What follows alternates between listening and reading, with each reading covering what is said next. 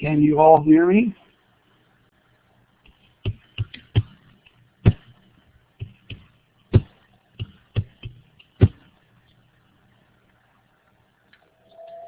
See, hello, Daniel, Fang, Kang, Mega, welcome. Can you see the desktop okay? Very good. Well, welcome. I hope you had a great weekend. Are there any questions on test 2? I'm going to review the results.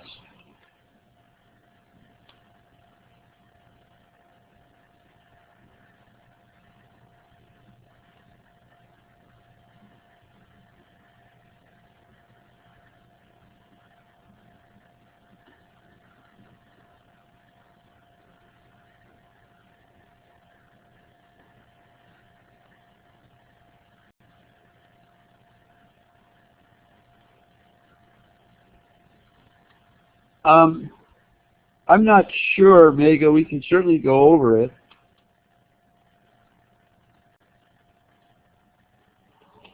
Welcome, Albert. These were the results on the 1 through 5 is the true false, and then 6 through 10 were the multiple choice. And number 1, 97% of the class got correct. Number 4, this one here, this true false, less than 0.5% got it. Otherwise, the rest were between 70 and 90% correct. So let's look at number 4. Non-preemptive processor scheduling means if a process has been interrupted, it will get the CPU back after the interrupt is handled. And that is true. Non-preemptive means a process can't be preempted from the processor unless it voluntarily gives it up for request service. This interrupt could have been a timer interrupt. Does that make sense? So this is true.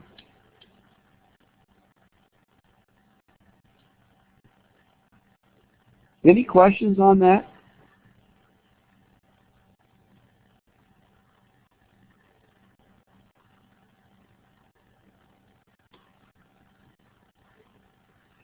Just a note, one of our students put in links to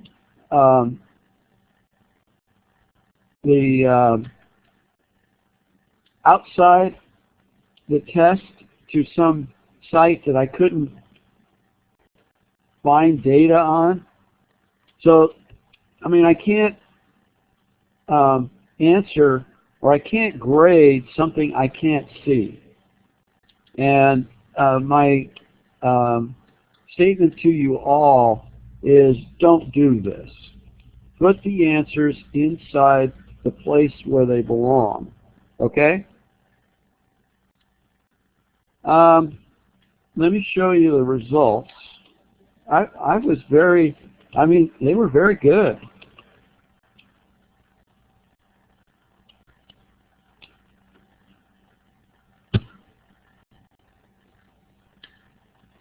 We had, what I'm doing is I'm adding the optional with the test. So we had quite a few people. Anything above 45 is extra. So if you count the A's, there's 21 A's. They go down to 41. So anything 41 and above would be an A. We have 21 A's, 5 B's, 4 C's. Well, if you add these two up, that's almost half the class, over half the class. And if you add this up, that's 30 people were successful on the test. And of these 8 that got less than whatever that number is, let me see, less than 25 or less, many of them didn't take the test. So yeah, you would certainly fail the test if you didn't take it. So 5 didn't take the test. All right, I'm offering this to any student below 32 points. You may email me asking to do extra credit homework questions to reach the C level for the test. Okay, if you didn't complete the test at all, I don't allow makeups on these tests, so you can email me and I will send you information on how to do some of the homework questions. All right? And then you can make up to at least a C, 32 points. That's what I'm willing to do for people that got less than a C. Are there any questions on that? Hi, Jean Ring. Hi. Who else came in? I think I caught everybody. Any questions on that? Hi. Okay. Overall, I thought they were excellent results. Okay. I need to discuss the team project. Okay, so all of this stuff is on Canvas. So let's look there, make sure you see it. The team project specifications, a one-page document which I'll review with you. I did carve up the teams. There's 5 teams between 7 and 8 members on each team. Now I'll explain how I think you should divvy up the work in each of the teams so you don't have overlapping going on.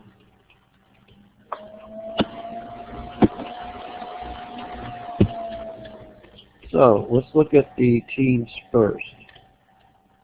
Well, let's look at the specifications first. What are we producing? Okay, you're producing a written document. It's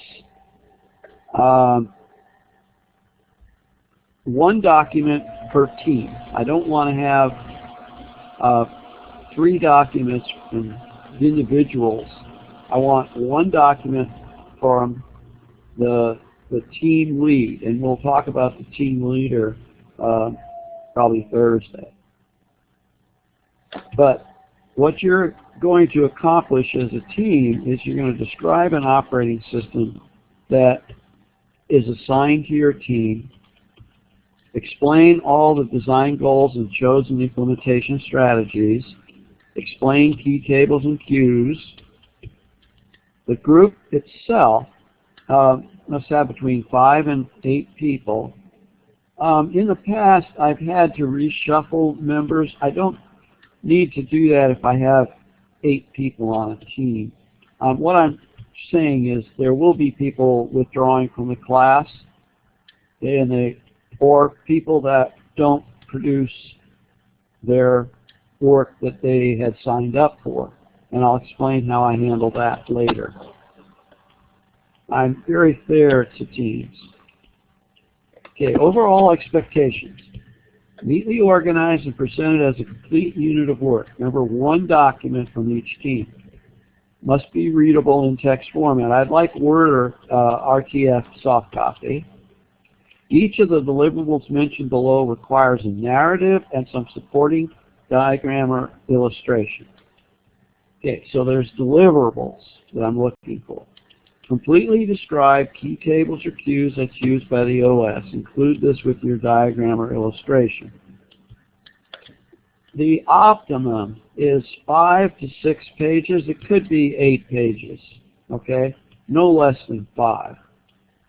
Including the diagram is the optimum. So if you have 6 people, you would be producing 36 to 40 pages. And you're going to ask me, well, what is the font? What is all of that stuff? Use the, I hate using the default in this current Word, Calibri. I'm using Courier New here. But you would use, if you use Calibri, set the paragraph before and after to 0 because it's 0.1. I hate that. So you set it to 0. Okay? There shouldn't be any spacing between lines. Use the default margins that come with Word, and that would equivalent of a page. So Calibri, I think it's 11. Calibri 11, paragraph before and after 0, and the standard margins should be sufficient. Okay? Because I know people always ask me that. No double spacing. All right. So I covered that part of it. So what I would do if I were you guys,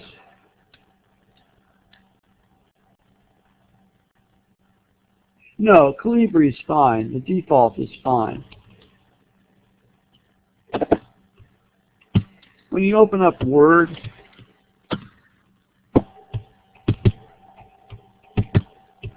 when you open up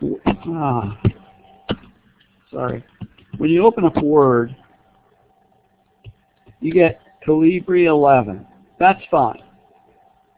But you would want to change, see it's like after 10 points, come on, 0. So it would look like this. Okay, now if I do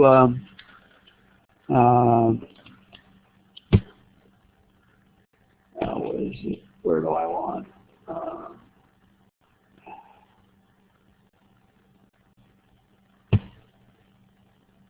Margins, normal. So they've got 1 inch, 1 inch, 1 inch, 1 inch. All right, so that would be what I'm talking about. Okay? Kang? Okay, good. Thank you. Yeah, I happen to like Courier for various reasons. You're going to have, what I would recommend is all of your people do something. So I would, if I have 7 people, this is how I would organize my teams. I would have one person doing 1, another person doing 2, another person 3, 4, 5, and 6. That's 6 people.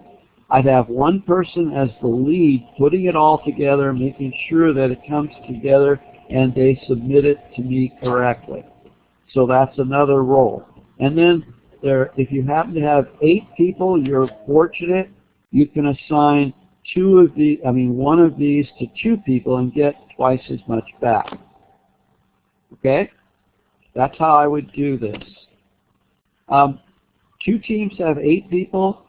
3 teams have 7 people. And I'll show you the teams in a minute.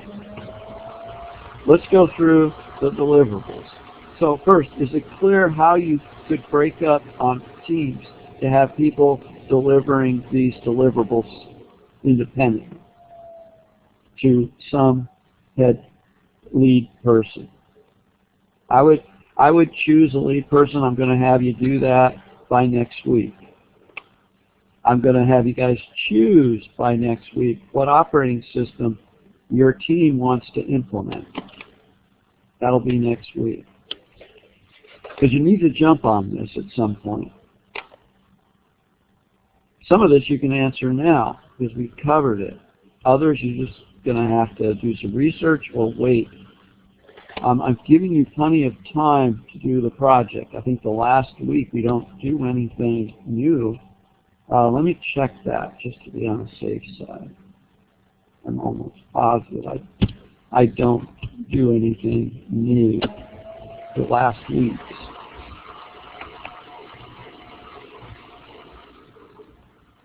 Looks like week 10, the last chapter is 15.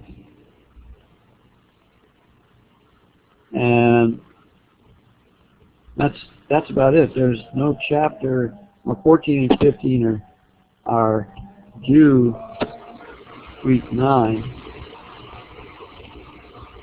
Yeah. Yeah, it looks like I covered 15. 15 is security.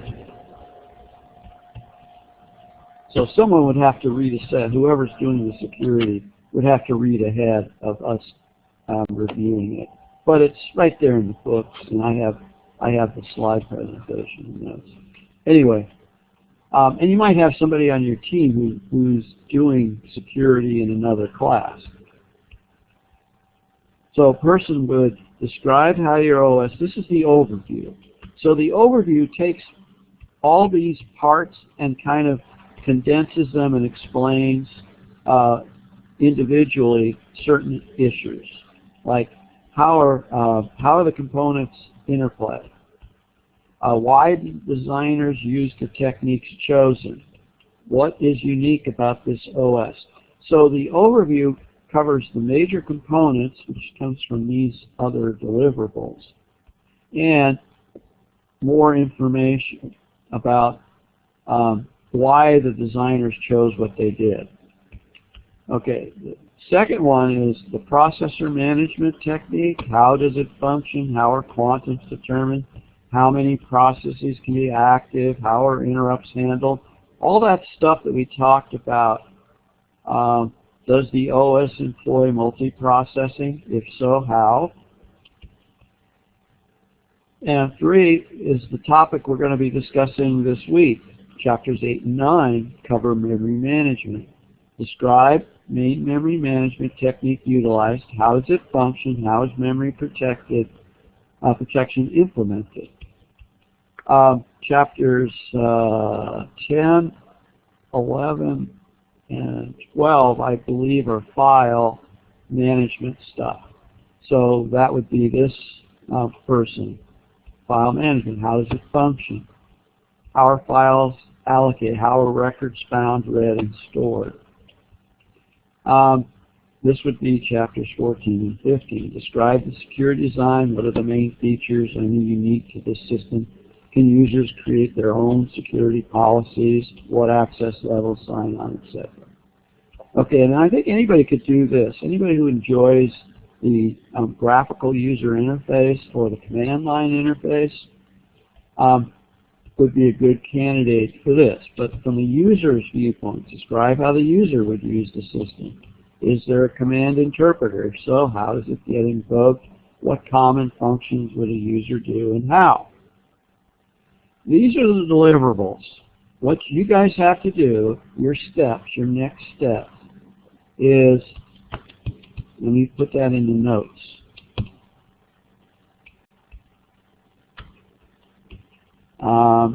Go over the team project. So I'll put it right here. Next step.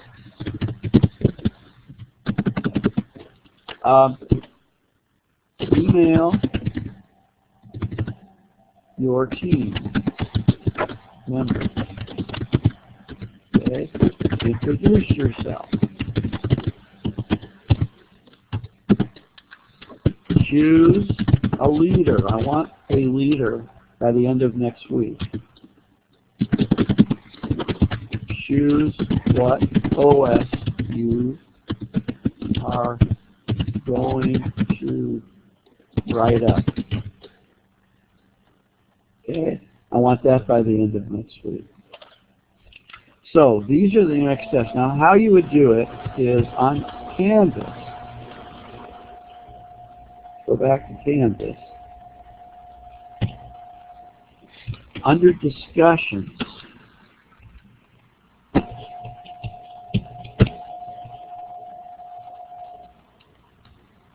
I've set up teams.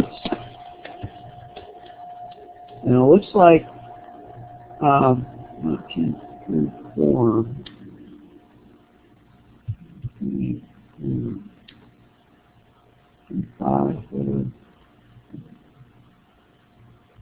Not sure what Team 3 form is.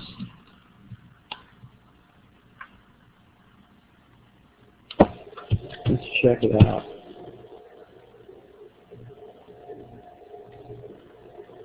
Omega. Now you must be in Team 3. Yeah. You already started. Excellent. Very good, Mega. That's excellent. Karen, excellent. Dale, excellent. Great. Okay, so you guys are already starting. I'm happy. So that's what it's for. What I would do is, share your email addresses. You can't see other email addresses in here.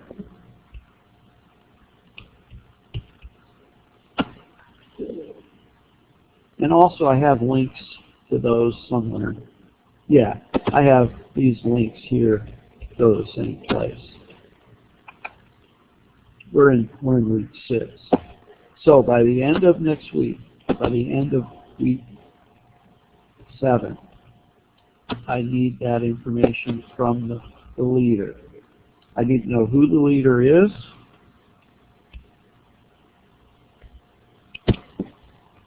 So I need to know who the leader is going to be and what operating system. Now I can tell you last year what was done. Might help you. At some point I'll share some of these quickly so that you could see what I've got the submissions from 2016, 2 years ago, and the submissions from last year. So I got 5 teams. One did Android. I'm sorry. One did Android. One did Windows. One did Linux. Well, 2 did Linux, and 1 did Mac. And that was cool. Okay, so all of those are available to you guys. And then I got a mess of stuff from the previous year. It took me a while to figure all of that out. That's why I want it set like this from one team. And it could be a PDF. That's fine if you want. I want to stop a second. Are there any questions about the team project? I know you're going to have many. That's right, Kang. You got it.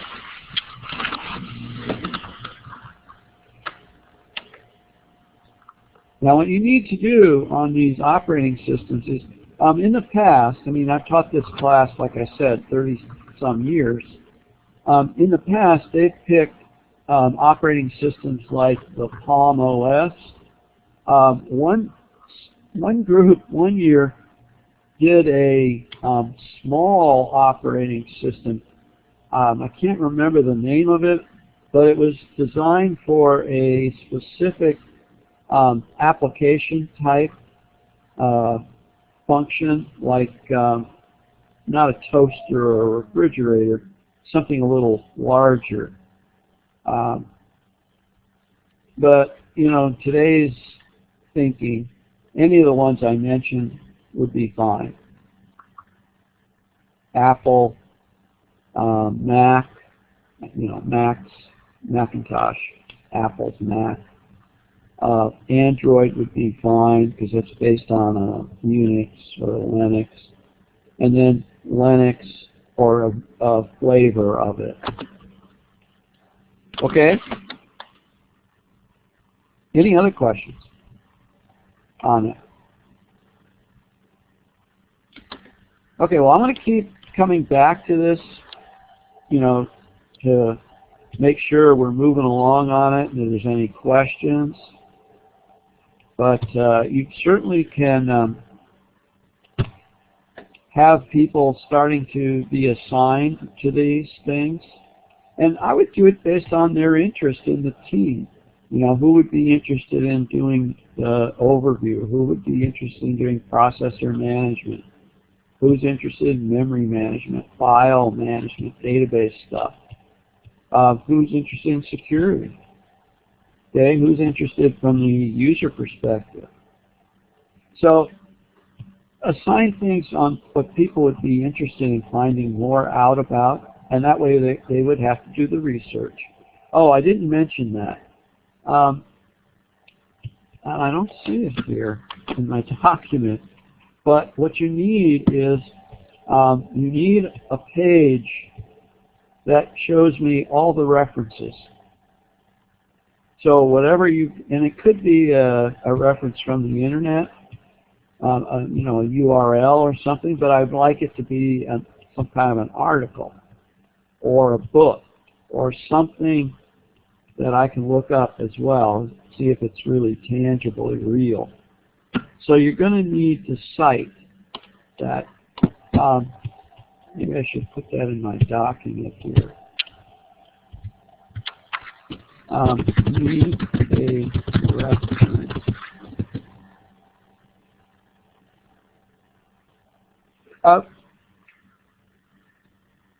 Endnotes are good. Either one would be fine. On references, yeah, a endnote, footnote would be fine. I would also think that if you didn't use this feature in Word, you could, you need reference you need a reference if you're going to use a quote. I'm going to put it this way. If you take specific information and its wording, you must quote it and cite it. That's what I want. If you take that information and work it into your own words, fine. All right? But if you're going to quote, if you're going to take anything, you need to quote where it came from. Okay? So it's got to be quoted and it's got to be referenced. Okay? At the end of the document,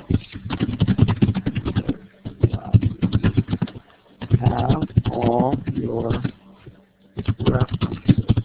No, they might not be quotes. It could be things you looked up or used to come up with your information. This is college, so I'm assuming you guys know how to do this. Any questions?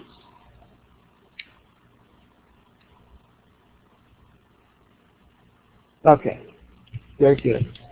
I'm going to save this and repost it. I'll repost this back with this information. Okay, very good.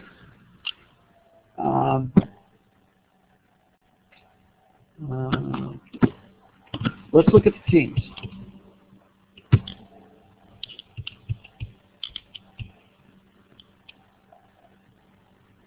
I updated them on Canvas. So team 1 are these members, and I did it alphabetically. Team 2 are these members, team 3, team 4. These look like very good teams to me. I mean, all of you guys are at least in one of these teams that are present tonight. We've got Albert, we have Dale, we have actually Daniel and Karen and Mega. Wow, 4 members. Kang is here, and Steve is usually here. I'm looking to see if he's here. Yeah, he's here. Yeah, that's Steve. And Mega. Wow, we have 1, 2, 3, 4, 5 students online on one team. I didn't realize that, but that's good.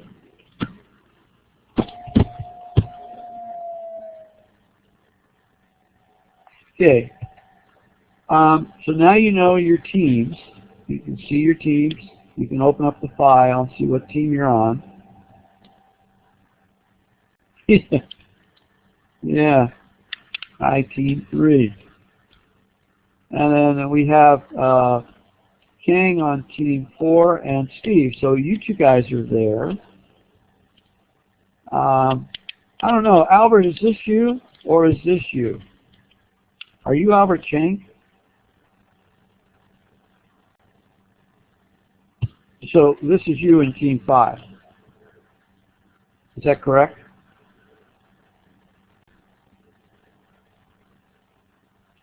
Oh, you're here. This is you. Okay. I just happen to have two. Looks like I have two Alberts. That's fine. So we have 1, 2, 3, 4, 5 students online, typically from one team. Wow. And then Jingling is usually here. I think I saw her. Yep, Jingling's here. Gang. So we've got 2 from Team 1 online, typically. Excellent. I think you guys are going to do fine. All right. Any questions about the team? You guys have 8, and the only reason I did this was I wasn't sure about one student. So you may get down to 7.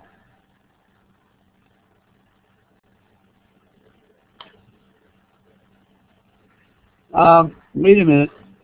I don't understand that, Albert. I mean, I've got a mistake.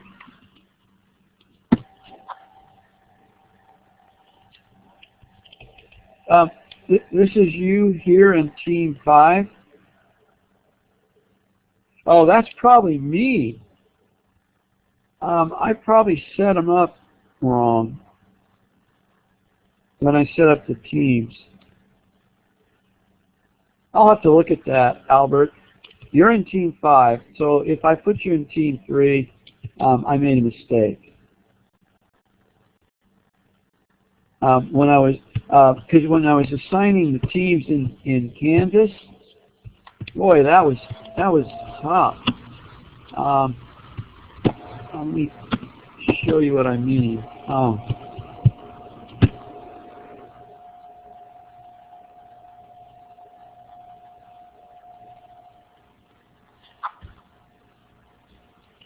Let me go to groups. Let me go to groups.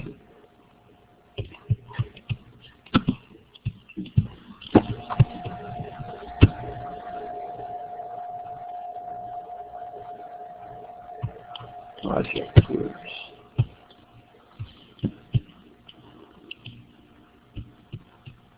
So Team 3. See, I couldn't get to see all of the names. So I have Albert Lamb on Team 3. No, I assigned you correctly. And then I've got you on Team 5. No, here it looks correct. But yeah, I understand about the discussions that you could participate in any of the discussions if you wish, but I would limit it to your team. Okay? All right. Oh, speaking of discussions, let's go back to that because that's points. We're talking, I think 40 points for discussions. You need to have at least 2 of a reply and a post, right? 2 posts and 2 replies, or something that makes up that. 3 posts, 1 reply, or 4 replies. Okay, and I'm counting these, guys. I'm not going to count these. These are for your team project. So what I'm going to look at is the discussions in general.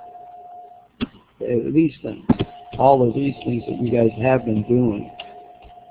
But I'm not going to count these in your discussions, because this is part of your team project. Is that clear? I just want to make sure it's clear to you guys. Okay, very good.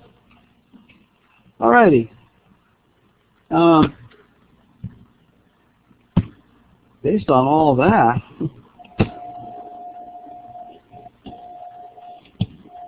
let's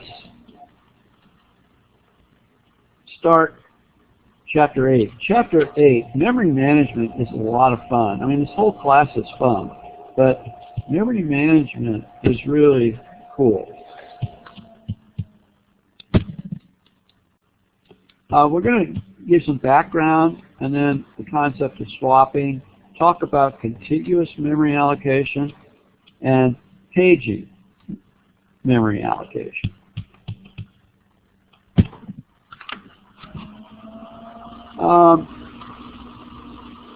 The objectives of this lecture is really explaining how memory is organized, how the techniques, including paging and segmentation, work. I'm not sure how much detail the Pentium supports both pure and segmentation, which of that we're really going to need to cover. Background. Okay, in order for the CPU to fetch and execute programs, the programs have to be in memory. So a program must be brought from disk into memory and placed within a process in order to be executed. So main memory and registers are the only storage CPU can access directly. And typically registers are inside the CPU. Register access in one CPU clock or less, because you're talking about now clock pulses of an execution. Registers are lightning fast. We talked about how memory can take cycles to be fetched, nanoseconds to be fetched into the processor to execute that instruction or execute on that data. Now the cache we've talked about sits between memory and the CPU. Now you need to protect memory if you have multi-programming. In other words, you're running more than one program at a time on your processor, then you need to protect memory that program has from another program. And that's not true in a uni-programming environment like DOS. We really have to protect memory in DOS. So this concept is, I have a pair of base and limit registers in my logical address space. We're going to talk about logical and physical. And the operating system resides up here, and one of my processes resides here, and this process resides here. So at this starting address is the base of where this program resides, and it goes for 120, 900. So if you added this limit to that number, you would get this next process address. So you're talking about addresses, but it's a logical address space. If you were going to convert this to physical address space, you could. You could think of these as real addresses. Okay? I'm going to talk about that next, but I want you to understand he's calling it a logical address space, and this could also be equivalent to the physical address space. Okay, this concept is kind of interesting. What they're saying is the address of whatever the instruction is talking about, the address is locked at compile time, and there's two ways. One is absolute code can be generated. In other words, you remember those fixed locations in memory where the interrupt is placing things, and then the operating system knows where that is in the table of the operating system? Well, how it knows that is when the operating system kernel or whatever was compiled, it used absolute addressing, so that those absolute memory addresses that the interrupt scheme is putting in the program counter, remember that? Puts the program counter, saves it into memory. Well, those are fixed memory locations, and usually they're absolute code. And that's how you would do this. So compile time, you can have absolute addresses, and you can have relative addresses, which we're going to talk about at some point as well. Okay, now you've got your program. It's been compiled, and it needs to be loaded. So there's a load, actually it's called the loader.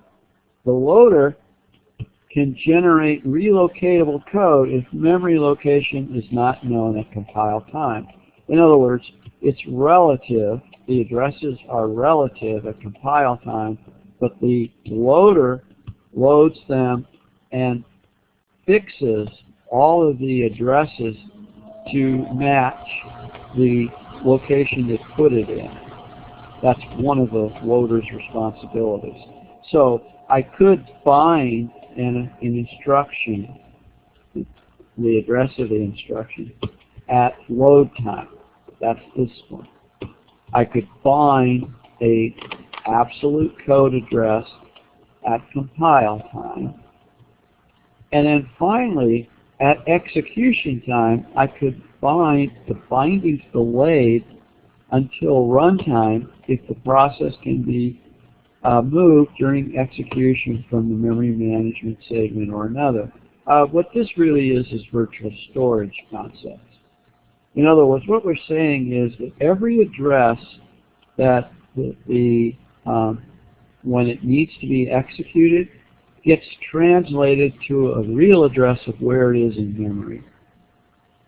So that's this concept of binding, and we'll come back to it when we go through the different examples, because this is kind of high level at this point. Okay, so in most programs, if you've done any programming, you do a compile, link, and go. Compile, link, go. The compiler runs, it runs the linkage editor, and then it runs the go, or the loader, to load the program, and then it's executing. So you've got your source code, you've got your compiler or your interpreter. It creates an object module. The linkage editor is the linker, and it may link other objects. So in your program, you may refer to a module that is written somewhere else, so you have another object module, and that's really called an external reference, extern. So that extern gets resolved in linkage editor time, okay? And then it calls the loader module to load it. Now the loader, when it's loading it, the program might refer to a library over here. A component, and this would be a DLL. Typically in Windows, it's a DLL, Dynamic Link Library, and it would get loaded at the time that the loader loads the program. And then finally, you have some other kinds of libraries that you might run and need to be loaded when they're referenced. A lot of operating systems don't really utilize this feature, but it's available. Okay, but those are the steps typically of any program you write. Okay, now we get to the concept of logical versus physical address space. Physical address space is the actual physical address in main memory. Logical addresses typically are generated by the CPU, also referred to as virtual addresses. They need to be converted into physical addresses as seen by the memory unit. Okay, so logical and physical addresses are the same in compile time and load time address binding schemes. The logical, virtual, and physical are types of execution time address binding. And I'm going to take you through a whole process. It's called dynamic address translation. And I'm going to show you how it's going to be on the test and how to fill it out, and we're going to illustrate it with you. I have many questions on the next test regarding these concepts. But by the time we get to the test, you'll see what I mean. Okay, now there's typically a memory management unit, and it's typically hardware that maps the virtual to physical. It could be, this could be in the CPU, like it's in a lot of CPUs of Intel, but on mainframes there would be a separate unit. Then probably maybe more than one. Okay, now this is how the dynamic relocation using a relocation register. This is the concept. Your program has logical offsets, okay, from some base register. It has logical offsets. That's the logical address, 346. The relocation register contains the physical starting point of that program segment right here. That's the physical address in memory that the loader loaded it in, and this mechanism is going to take the program's 346, add it to where it stored it in memory, 1400, getting this address, and that's the address that gets fetched and brought, the data gets brought back to the CPU on the data lines. This is the address lines. So the address lines would be correct. This could be either in the CPU as part of the CPU, or it could be a separate function. They're just showing it as a kind of a separate function. But normally it's within the CPU. I want to stop a second. Have I lost anybody? Okay, let's go to the next slide. I want to stop on this and come back to my notes example, and I'll take you through it. Now I'm going to do it from my perspective, okay, not the author's perspective.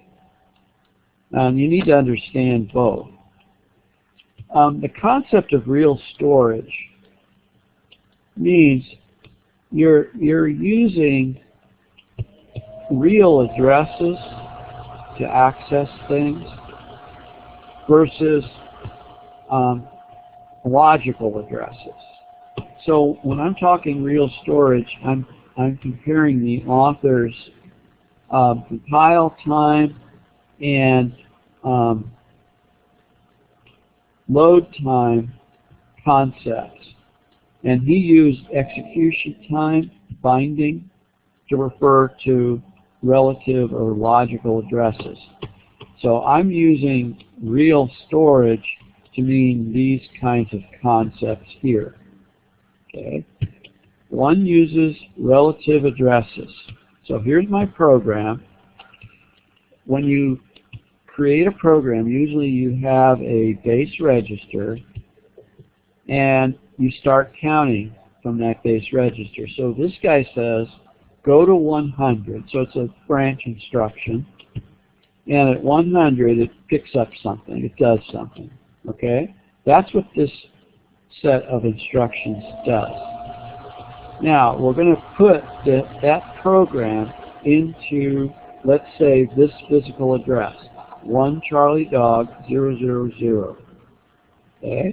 So at 1 Charlie Dog 000, it has this instruction, go to 100.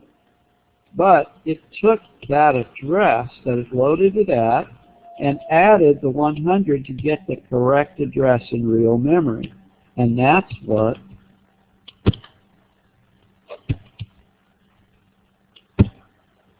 this is all about. That this relocation register is really a base register. And if you've done any or looked at any assembler code, everything is off of base registers because that's how the CPU works. The CX register, the code register, the DX register, the AX, they're all basically based on these concepts.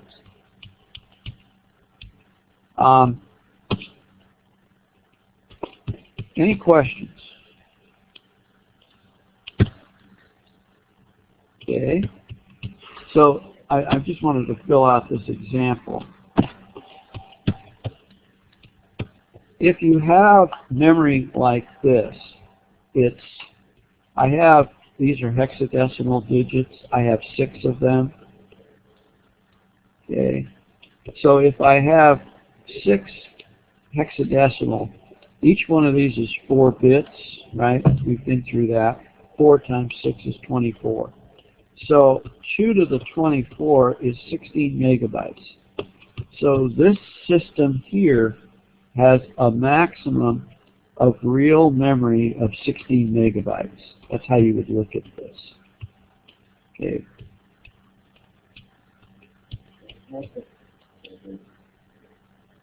Oh, that's good. Thanks. Yeah, I lost my light here above us, and my wife just turned on another light for me.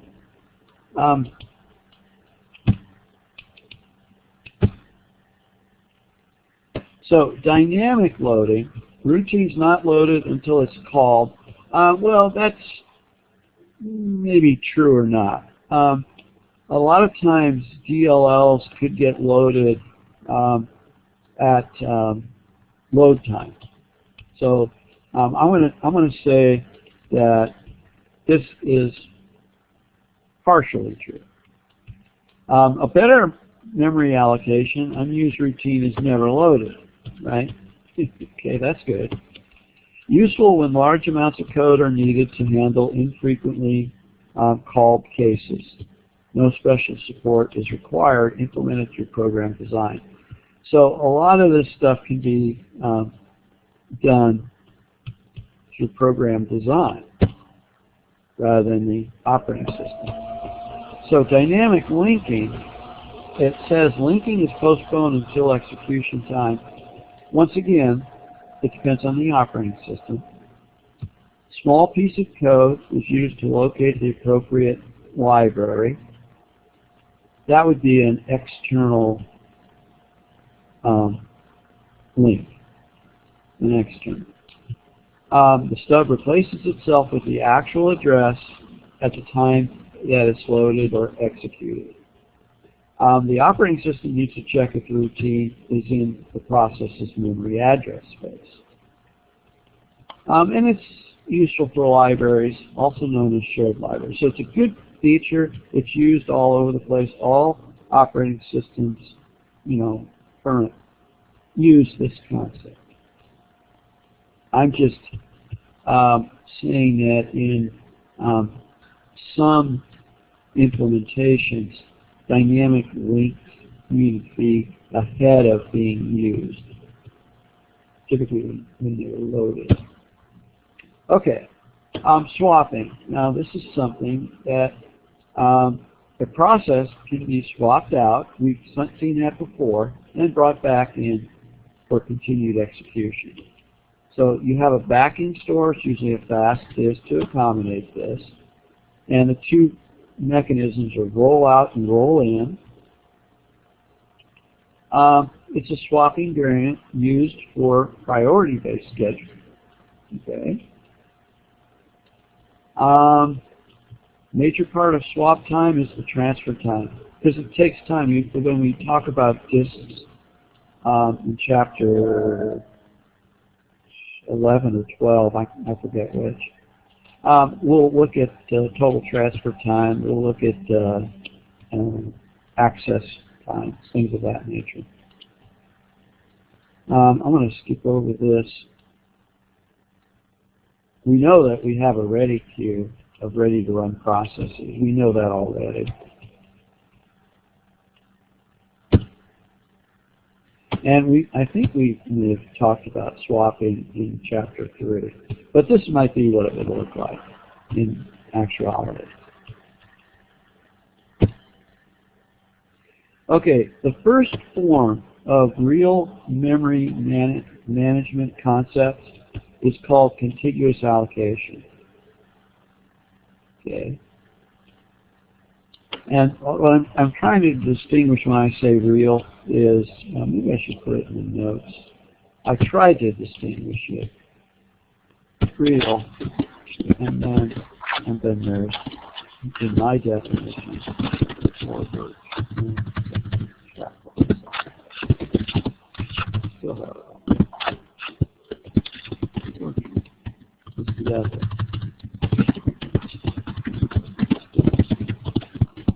So real or virtual. That's how I think of these concepts. This is under real. Main memory is usually in two partitions. Resident operating system in low memory and user processes in high memory. Okay. Relocation registers are used to protect the user processes from each other and from changing operating system code and data. The base register contains the value of the smallest physical address of that process, and the limit register contains the range of the addresses. Each logical address must be less than the limit. And once again, what we're talking about is this. If this is the whole program, right, the limit would be 111. And if this program tried to access outside that limit of 111, it would get an error, an out of bounds or something error from the CPU. So the CPU would have a base register and a limit register. And it knows how long the program is because it was loaded from disk. And when it was loaded, the loader knows the length of the program, how many bytes is there, because that's on the file system. And it knows where it allocated the program to go, what memory location it went into. Okay, so here's my definition of real storage properties. Contiguous, I'll talk about non-contiguous in a minute, but contiguous, all the program it has to be loaded in main memory. You could have segments, though. You could have different segments, which I'll talk about. And the program stays in main memory for its lifetime. In other words, we keep it in memory. We may swap it out or swap it back in, but we always put the whole program in. Okay, so these are kind of the key properties of what a real storage system might look like. And you could have overlays, that's what they're called, overlays, where you can take a segment and replace it with any other program segment. You can also swap in and swap out segments to and from main memory and disk. Okay, so the real storage idea, CPU has a base register and a limit register, and it has to be contiguous. Okay. There's 3 contiguous placement algorithms. First fit, best fit, worst fit. Okay, and that's what we're gonna talk about here. This is what it would look like when it was running. You would have that logical address of 100. The limit register says, "Oh yeah, you're okay, right? You're less than 111." In my example I gave you. Otherwise, you track the error.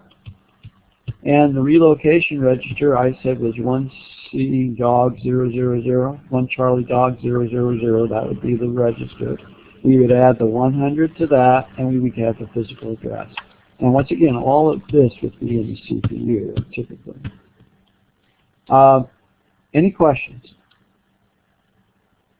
How are you guys doing out there? Okay? Are you doing okay? You alive out there? Doing well. Okay, thanks, Karen. Okay, so when you have the concept of multiple partition allocation, contiguous, what you're saying is you may load process 5 here, process 8 here, process 2 here. Process 8 finishes. Now you have what's called a hole in memory. So, a hole is a block of available memory. Holes of various sizes are scattered throughout memory. Okay? Throughout memory. So I have a hole here, and I have a hole here, and I have a hole here as I'm putting stuff in. And maybe when I clear out process 5, I'll have this hole and this hole. So when a process arrives, it's allocated memory from a hole large enough to accommodate it. Of course it would be. The operating system maintains information about the allocated partitions, the 3 partitions of holes. Okay? So it knows where they are. So it has a pointer. So it knows what's been allocated, how big. So what's been allocated, how big. What's free, so, and how big each of those holes are. So the different strategies are, first fit, allocate the first hole that is big enough to fit in. Okay. Best fit, allocate the smallest hole that's big enough to fit in. Must search entire list unless ordered by size. I would order by size if I were going to do this, implement this. These 3 partitions would have the location and the size. So I would sort low to high for first fit. I would sort by address in first fit. First fit is the address, starting from low to high, the address. So I would sort the address first fit. On best fit, I would sort it low to high, the size, and on worst fit, I would sort it high to low on size. Okay, so it would look like this. And that's what they said here. Best fit,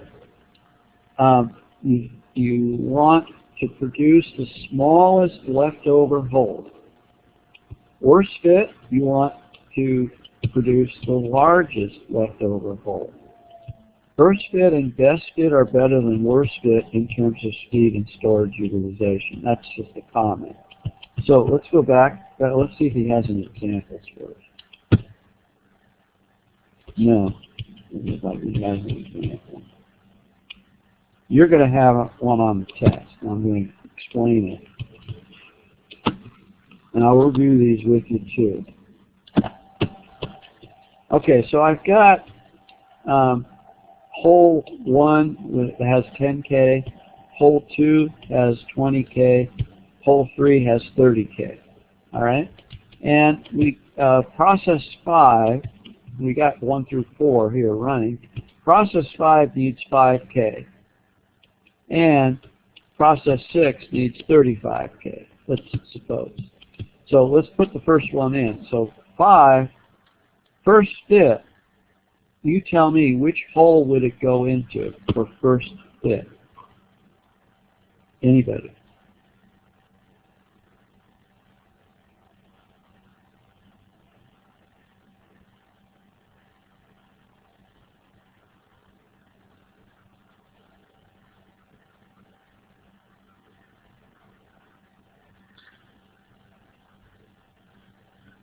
No one wants to tackle it?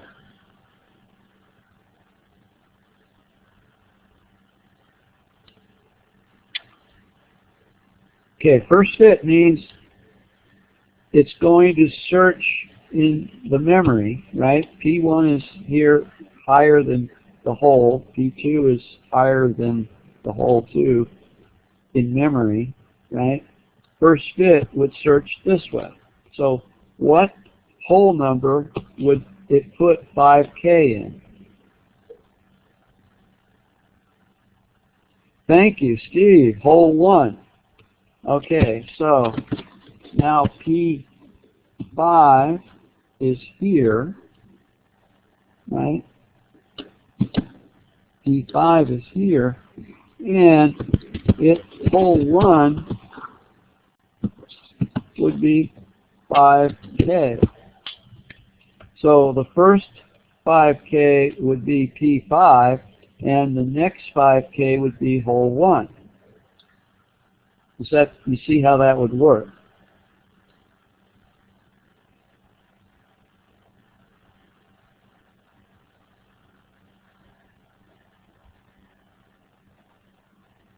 Questions?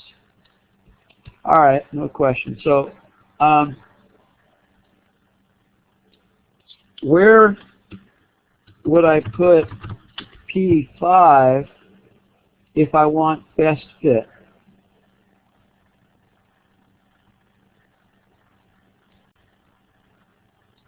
Again, whole 1, because best fit means you want to leave the smallest hole. Leave the smallest hole. It would leave 5. If I put it here, it would leave 15. If I put it here, it would leave 25.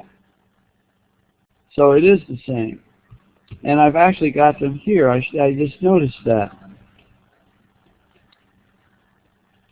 If I used worst fit, I would put it in hole 3.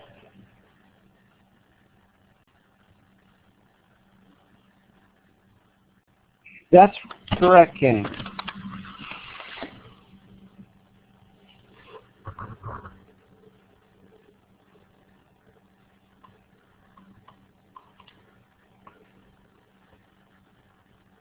Okay.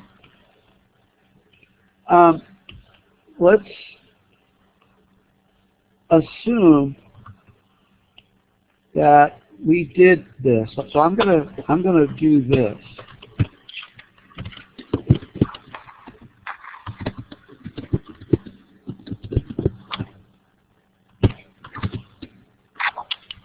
Okay. And now that's what it looks like after I put 5 in. But P6 needs 35. Can I put it anywhere here? No, it has to be contiguous. Therefore, this is what needs to happen.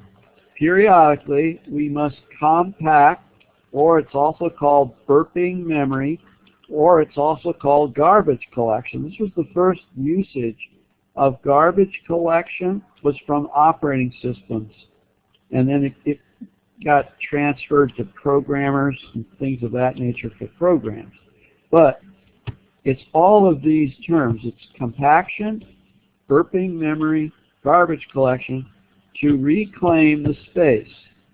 So it would end up with a 55K hole at the end. So in order to do this, though, yeah, it would look like this. Well, I guess I don't have P5 here. Okay, I don't have P5 here in this example. But if I don't have P5 in here, this is what it would look like after. But note something.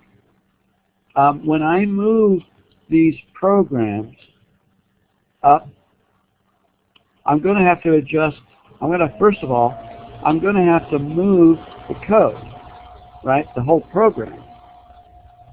So P2, this whole program has to be copied and moved to right after P1, right? And then 3 has to move and 4 has to move. So during this compaction time, can I be executing any of these programs?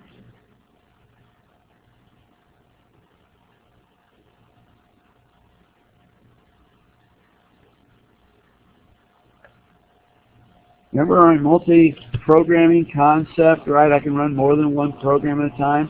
Well, I could be running the compactor. Can I also run these programs? No, I can't. Very good, Mega. And the reason is because the addresses are changing where we're putting them. If we allowed P3 to run while the compactor was running, we would have total garbage. So while the compactor is running, no other programs can be executing. So once again, here's my question. How often do we need to run the compaction? You got any ideas?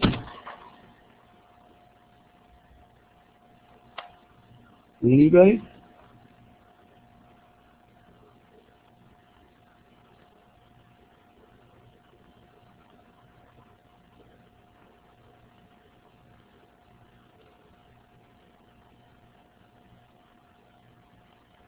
Dale, when we need memory, I think that's the appropriate case. When we have a program, let's try it this way, Dale. When we have a program that totals less than the total of all the free spaces, let's compact. If we have a program that is larger than the current free spaces available, the holes available, we won't compact until another program leaves and we have larger. So what I would probably do is set up a periodic check, right, as long as I have a program sitting. And this program here, guys, would be the master scheduler to allow it into the system. Remember, it's sitting as new. It's sitting in the state of new, wanting memory to be ready to run. So it's in the new state. So what I would do is periodically check what's in the new state. Has this guy been aging in the new state a while? Well, he needs memory. So you need to trigger that occasionally. So you would check it when you first brought somebody into the new. You would check to see if you could bring it to ready, right, by allocating memory. So we answered our question.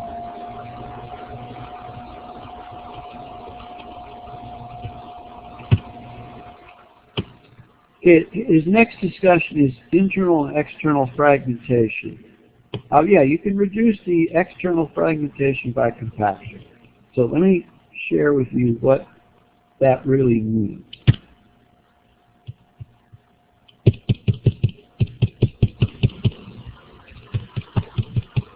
Suppose we have program 1. It has a 15K base segment, a 10K overlay segment, and a 15K overlay segment. Okay, when the 15K swaps out and places the 10K in, there's 5K of internal fragmentation. It's internal to the program. Fragmentation is internal to the program.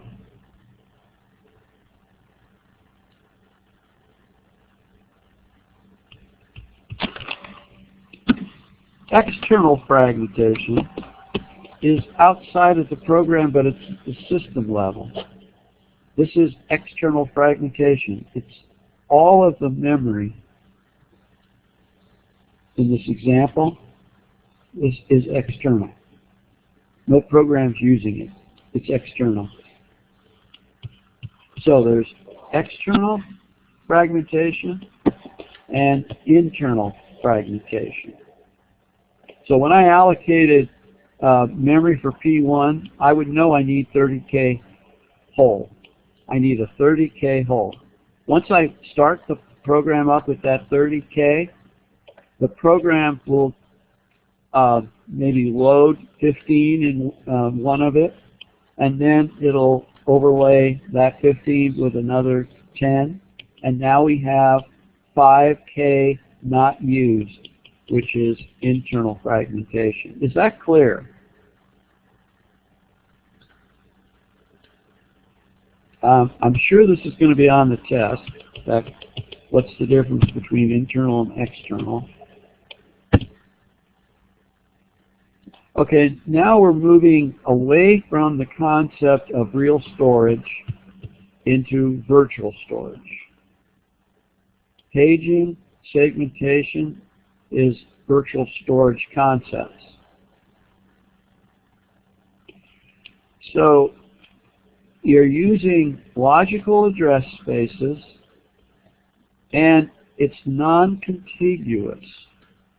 So the real memory is blocks, and it's broken into the physical memory. So let's explain it. The physical memory is into fixed size blocks called frames, and it's a power of 2. Now they're not usually this small, guys. There could be 2K, 4K, 8K. Here's an example of 8K. So it's between half a K and 8K.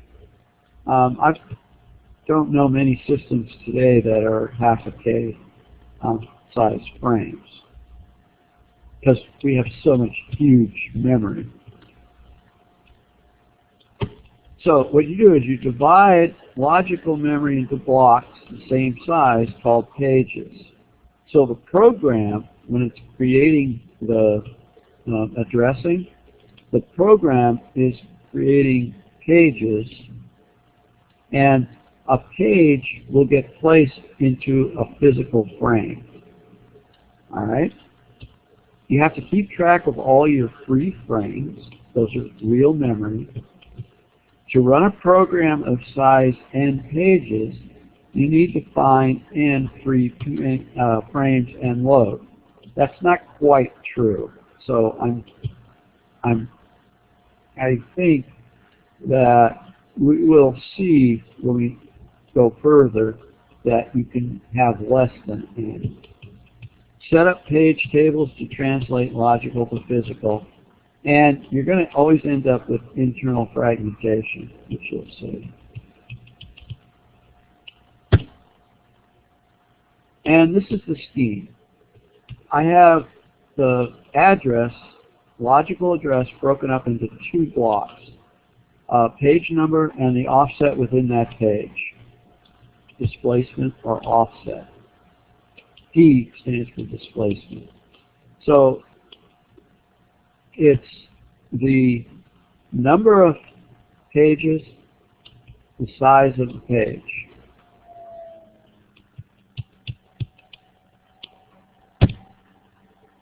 And this is a good use of it. So I have a logical address called page number, displacement within the page. I look in my page table to find out where it's really located in memory, that frame. This is the frame, right here. This is the frame that it's in, the physical frame. And we put that frame address, and then we add the displacement within the frame, and we get this address right here. Okay? So basically, I could have a program in any frame. It could be in this frame. It could be in this frame. It could be in any frame, and this scheme will work. So the program in memory is not contiguous, but within a frame, it is contiguous.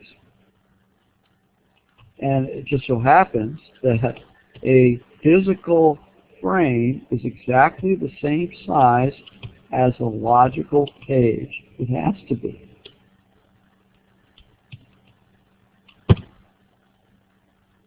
Here's another example. I think this is a better example. You have page, looks like 4 pages of a program, and these are where those 4 pages are located. in the page frames. Page frame 1 has page 0. Page 4 has page 1. Page 2 is located in frame 3. And page 2 is in frame 3. And logical page 3 is in frame 7. Logical page 3 is in frame 7. And typically, the last page, right, the last page is not full, because the program usually ends by the time it hits this page. It may only be half a page. Well, it's going to waste the end of that page, and that's the internal fragmentation that goes on. Okay. Another paging example. It's kind of cool. It's using 32-byte memory and 4-byte pages. Okay. I'm going to use a better example than this in a minute. Then you have your free frames you got to keep track of. Okay, I want to stop a second.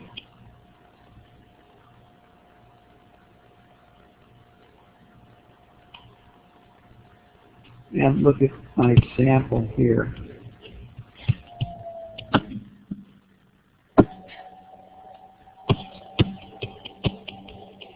Okay, I'm using, question? That's okay, Karen. I'm using a 16-bit processor rather than a 32 or a 64-bit, just to illustrate. If you have 16 bits, 2 to the 16 is 64K.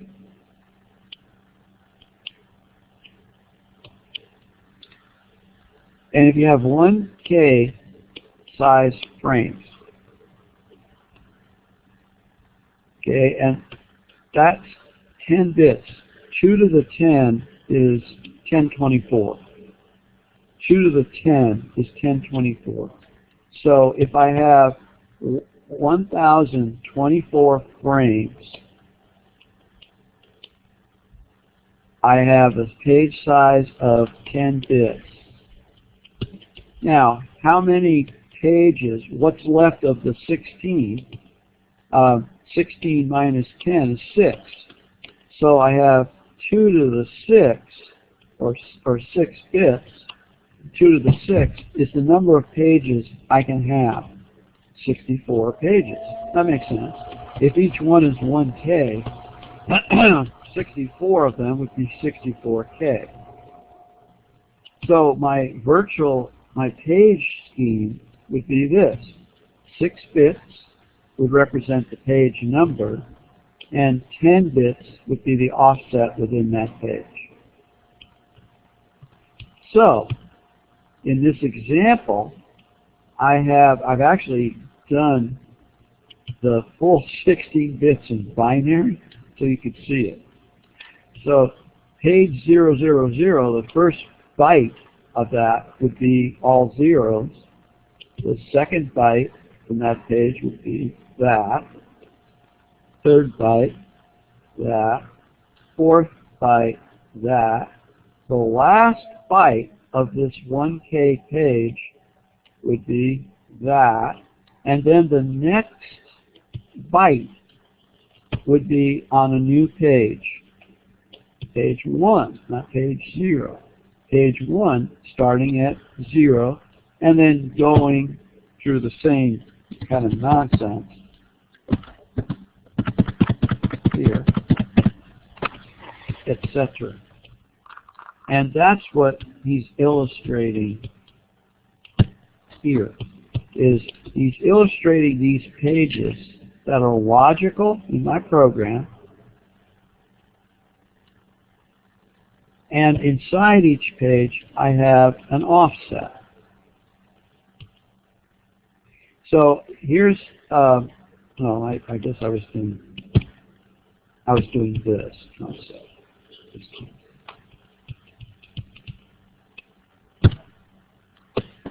This explains free frames. So I have a free frame list. I have a new process that requires 4 pages. These are free. In other words, no programs using them. And then after I allocate 4 of those 5, I have 15 left, number 15 left. And I allocated this way. It looks like 14 went to page 0, frame 13 went to 1, 18 went to 2, and 20 went to 3. And there they are in memory. I actually loaded them in memory. So the loader in this case looks at the pages, determines this table, builds this page table. It's called a page map table, which I'm going to explain in a minute.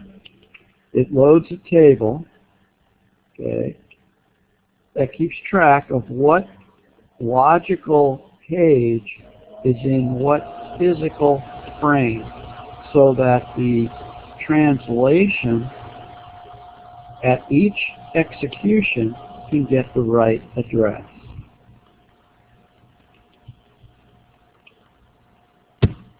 By the way, if you're confused by this virtual storage concept, when I was first programming, for the first year of programming, I didn't understand it at all.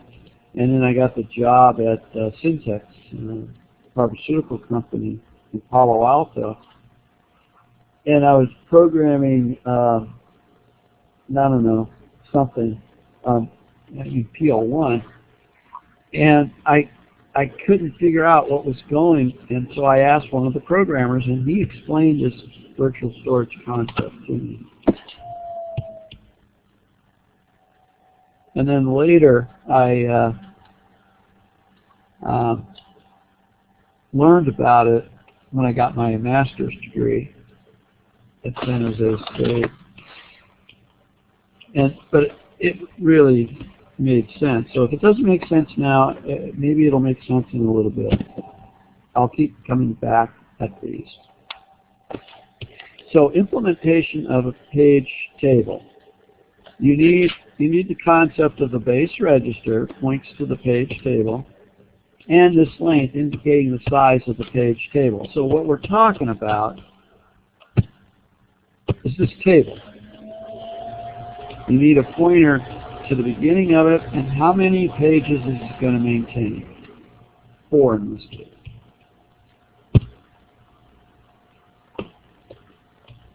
Okay.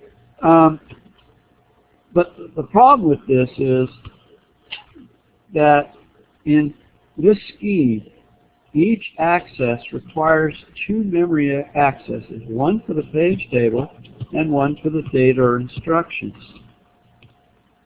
Oh boy, that's a waste. You got to go to the page table, get the information, which page it's in, and then you got to access that page. So the CPU is doing 2 steps, 2 reads to do that. Well, wow, why would you do that? So they invented this other concept, the designers of the CPU, Intel and those guys. They cache the table in associative memory, or translation look-aside buffer. That's really what it's called in most CPUs today, the TLB, translation look-aside buffer. It's associative memory. If you don't understand how associative memory works, I'm going to try to explain it. The way associative memory works, assume that this is in the TLB.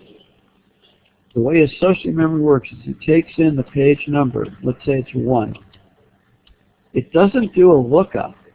It just goes in and finds the 1 and outputs 13 immediately. So associative means it's checking all these at the same instance. So associative means it's checking all of these addresses at the same instant, matching one of them, and then the output from that is 13, or it's not. If it doesn't find it at all, it would be a not found kind of concept. maybe -1 or something. Okay? So it's fast. That's the other thing. Associative memory is fast. And I keep saying this to classes over the years. I've yet to see it. But imagine databases and all of that stuff in associative memory accessed quickly with certain keys. We wouldn't be doing what we're doing today. It would be a whole different concept. But it hasn't been implemented because it's so expensive.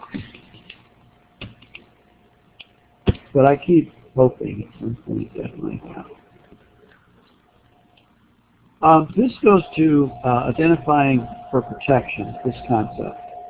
You store the ID of that particular program so that that's a part of your space, so you don't jump into another program. There's an example of associative memory. It doesn't do a, oh, is this the page, is this the page, is this the page? It doesn't do that the way it would do in real memory. It does it by checking the value and outputting the result in one shot. Okay, so this is what it looks like now. And most processors look like this. I take my logical address. In the TLB, I've got my table, and if I find it in the TLB, I stop this. Okay, I stop this. This is the lookup of the page table from memory. I don't need this. If it's hit, if I get a hit here, I stop this. If I don't get a hit here, I continue.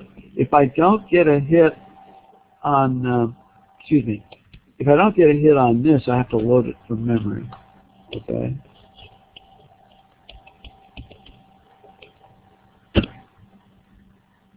And then I'm going to skip over this effective access time stuff. Okay.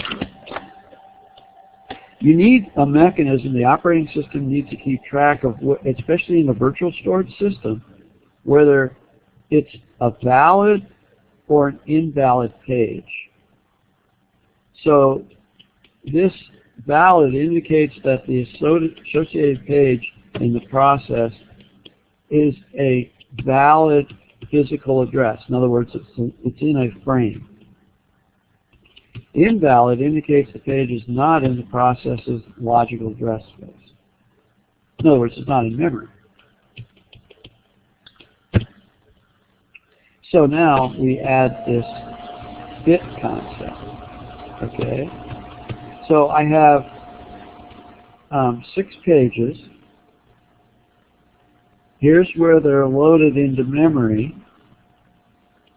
And I have 6 and 7 page table here, not loaded, it's invalid because it's not in memory. Okay, so I have my frame numbers, right? I have my frame numbers and what's in that frame and whether it's valid or not. We'll see that better on an example I'm going to go through and spend time with you on. But I really want you to understand this concept. Okay, what's cool about physical pages is if you set your program read-only, re-entrant code, that could be shared, typically. Because re-entrant means you're going to share that program with other processes. Okay? And the compiler will take let's say you have any data storage that you set in your program, right? You create a variable in your program and you set it in your program. Well, that will get moved out into another segment. That's what re-entrant does. So that the code part is pure. And you can run that. Different processes could run that same code. Text editors, compilers, Windows systems, all of those use this concept. Okay. And then you have, of course, you have private code and data. So you have both shared and private. And there's an example of how you would share a physical page.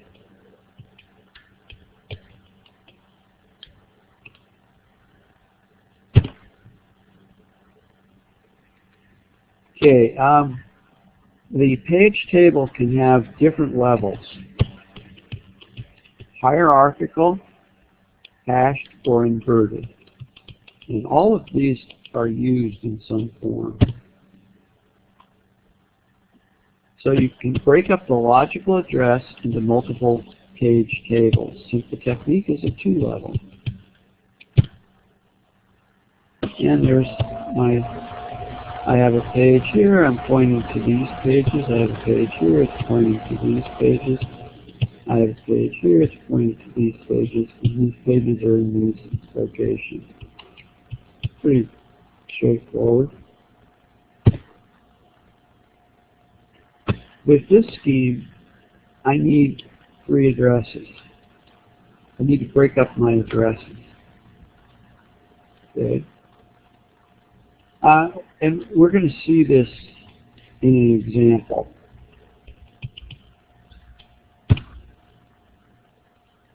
Now, how this would get translated is the P1 would point to this table, and then it would have a pointer to the right P2 guy, and then it would have a pointer, this P2 would have a pointer to the right frame in real memory. So this is real memory here, and then the displacement within that page right here.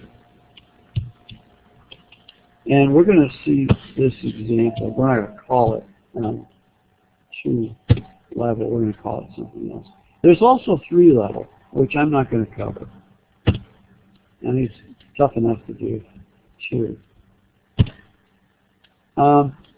Hashing uses the concept of taking a P, hash it to a function, and then that function has the right frame number, which is R in this case. I'm not going to have this concept on the test. I'll be talking about hashing, but when we talk about file systems, I'll talk hashing there. And I'm going to skip inverted. I just want to keep it simple for us to understand. Okay, we do need this concept of segmentation. Segmentation is really cool. What that really means is it breaks the program up into how the programmer designed the code. So you have the main logic routine, you have any procedures that is in there, it's a separate segment. And that's how the compiler would view this anyway. It would view these as different segments. So it could create a segment for the main program, a segment for procedure, and each of these would be separate segments. And it would look something like this. You have these different segments in your program. They're different lengths. And the way you would put it in memory is based on the size of the segment. You notice 3 is pretty big. You would have to divide your memory, your physical memory, into segments, not frames. Frames go with pages. This goes back very close to our original idea of contiguous memory, but it's not truly contiguous because these two aren't contiguous. The 1 and 4 certainly isn't contiguous. 2 and 3 is the only one that looks contiguous to me here. So you would have external fragmentation issues here as well. Alright, so you need the same similar concept. You need a base register and a limit the size of the segment. You could have protection the same way. Okay. And this is kind of what it might look like. You have a segment number that would give you a certain segment, and then a base that it's located at. The base is where is it in memory. That's the base. And the displacement gets added to that. So your segment number, right, 0 to 3, so that would be in here. And checking the limit to make sure that it's less than the total number of segments. So it works the same way. And there's a living example of it working. Questions? I'm going to combine these all in an example and make some sense out of it. I'm going to skip this stuff.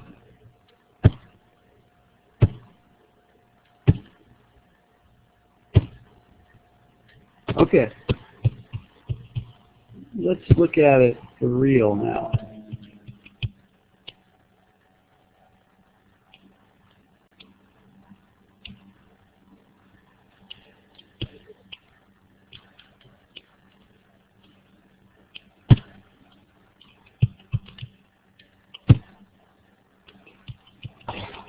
I have to get that I put out there for you guys. A simple, here it is. Oh, I have it.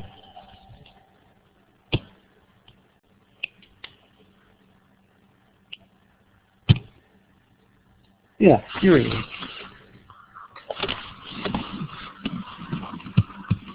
Okay, so like I said, this is a typical feature of an operating system.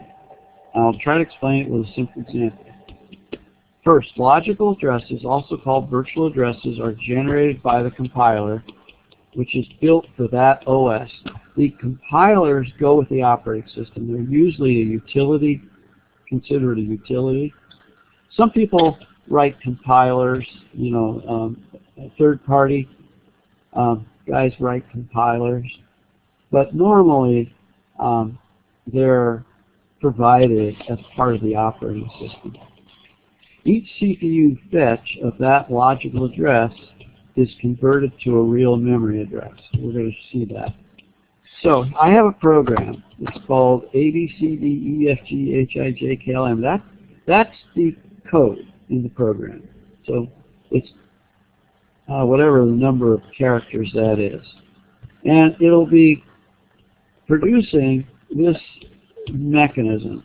So what we're saying is we have a 4-byte page size, 4-byte page size, which means each frame in memory is 4 bytes, and the displacement needed is 2 bits.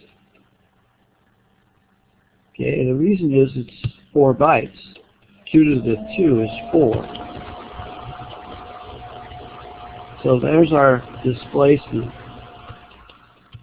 Let's assume we can have 4 pages, which means 2 bits. 2 to the 2 is 4. So the virtual address takes this format: page number, displacement. This means page number and displacement within a page.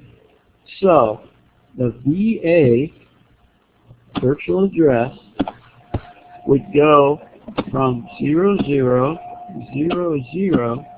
to 1111. There they are. There's the virtual addresses. But the page supports 4 bytes, page size, right here. Each page size is 4 bytes. So page 000000, byte 00, byte 01, byte 10, byte 11, these guys here would be in this page, page 0, which is referenced by 00. Okay. Then the compiler would start a new page, page 01. Starting at 00 would be E. 0101 would be F. 0110 G. 0111 would be H. So E, F, G, H would be in page 1, referenced by 01. Okay. Finally, the last page is going to be 1 byte short. So it's going to be internal fragmentation here. So we start the next byte, 10, starting at 00, we put the I. 1001, we put the K. 1010, we put the N. And that's page 2. So I have page 0, page 1, page 2. Okay, and that's the size of the program.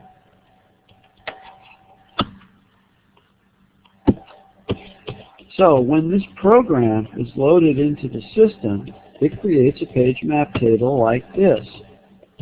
0, 1, 2, because there's 3 pages. So it's going to put a page table like this. It'll have a valid bit, 1 or 0. Right now there's 0 because we haven't put any in memory yet. There's no page frame numbers yet.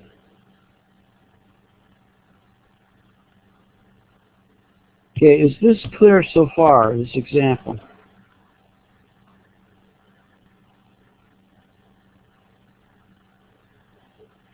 Thank you.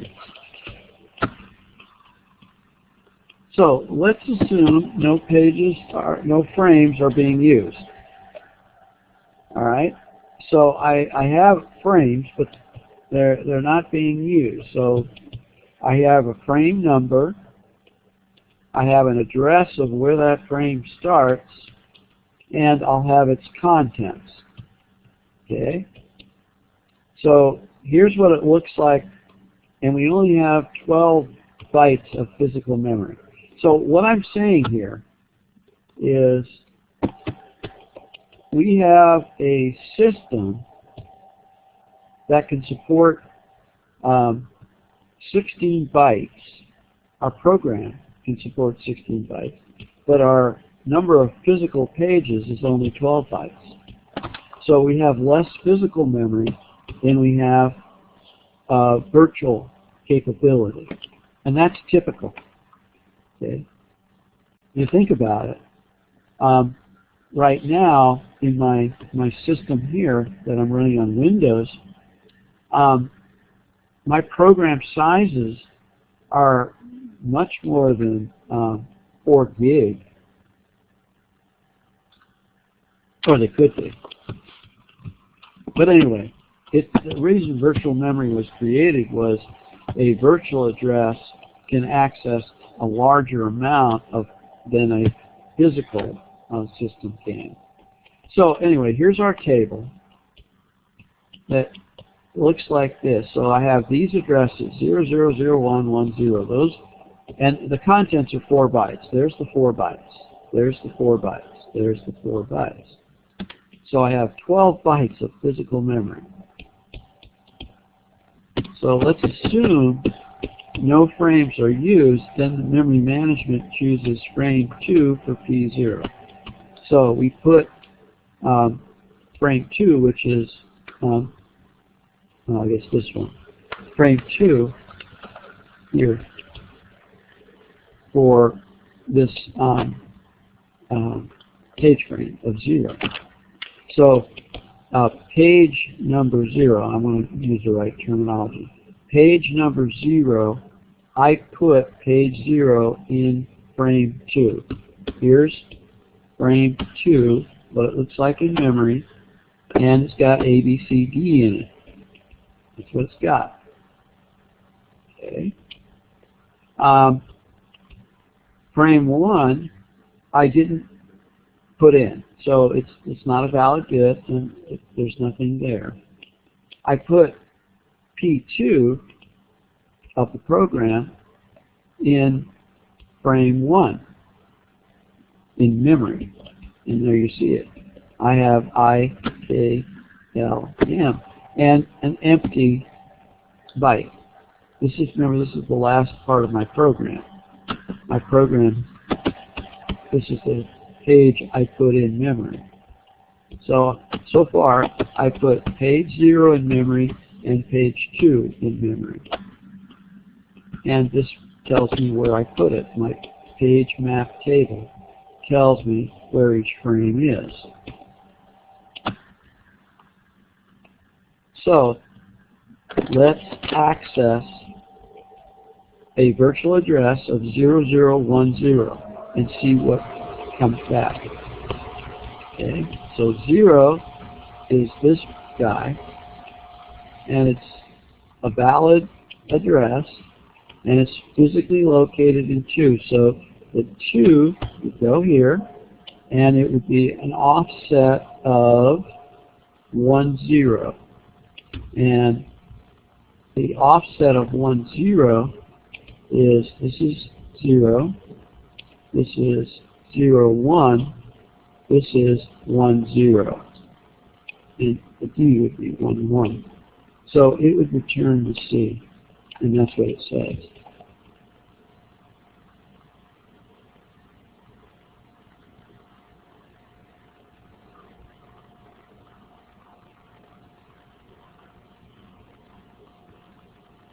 And I take you through it right here in longer terminology, what I just said. Okay, so I just took you through that.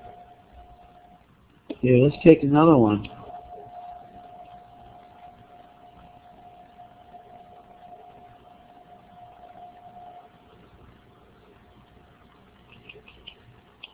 How about 1001?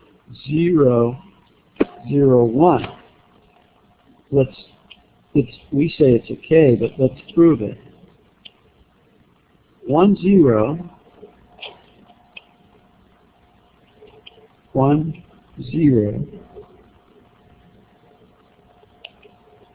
is 2.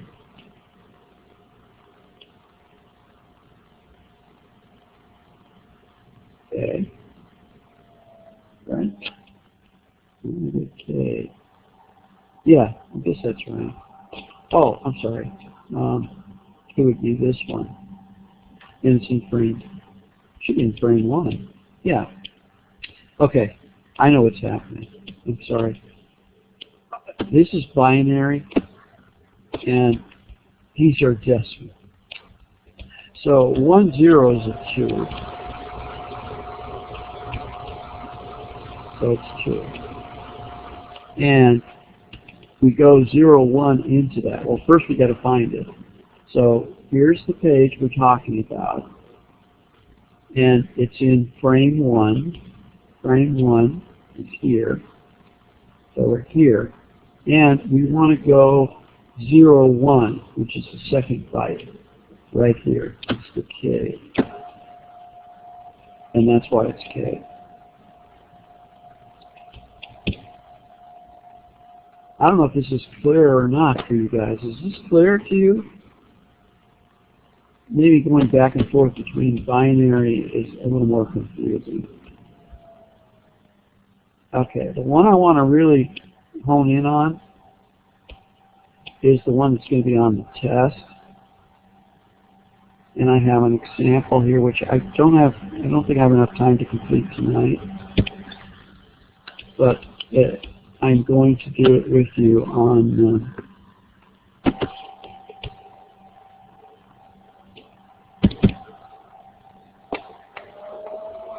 I'm going to take you through this example on Thursday. So let's look at what it is. I have a concept called combined paging, segmentation, and paging. So basically, I have 3 addresses. I have a segment number, I have a page within a segment, and I have an offset within the page. So this scheme is really cool because what it's doing is it's kind of favoring segments the way programmers write logical programs.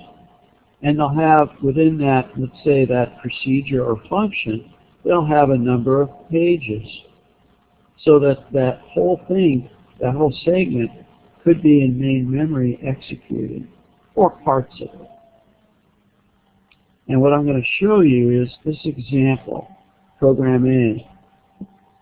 I'll show you how the compiler created it, okay, how the compiler created this program, and it's sitting there on disk, and how the loader loads it onto a paging device, and how that works, and builds the table, the segment map table, the page map tables for each of the segments, and then the memory manager, after it loads all these tables, the loader, the memory management unit decides to take and bring in some of these pages into these page frames that are available in memory.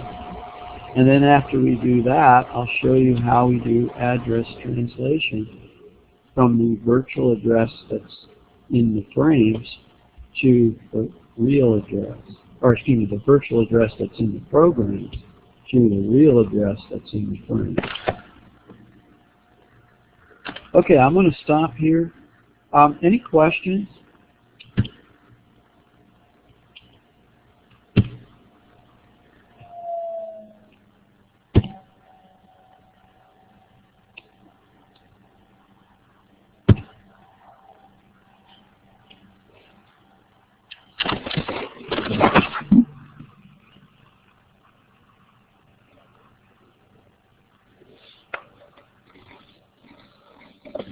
Yeah, I'm going to explain that. That's a good question, Mega.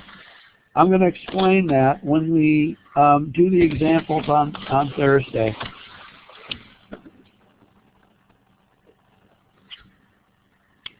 Yeah, Thursday I'm going to talk about the examples and then the algorithms, because they're fun. Chapter 9 is about, well, how do you manage this environment?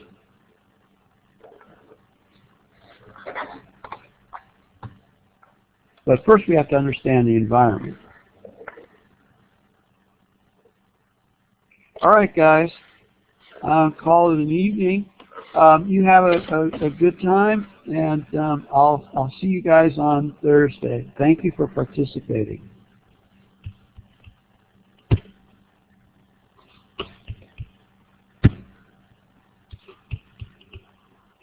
Good evening to you all. Thank you again.